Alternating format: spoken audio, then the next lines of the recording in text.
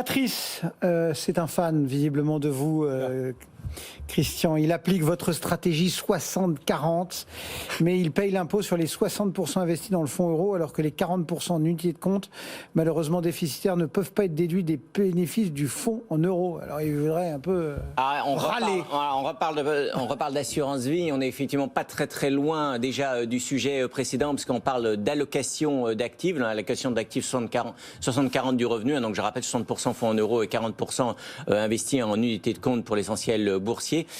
Patrice a raison, c'est-à-dire qu'effectivement, raison et tort à la fois. C'est complexe, la fiscalité dans le cadre de l'assurance vie.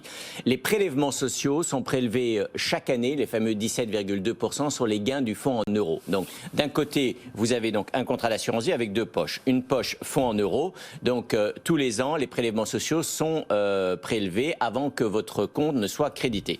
En ce qui concerne, même si la dite année, vous avez des pertes, par exemple, sur les unités de compte investies en bourse.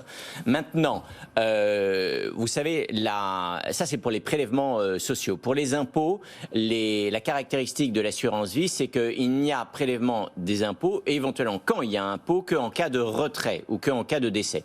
Donc en cas de retrait, qu'est-ce qui se passe?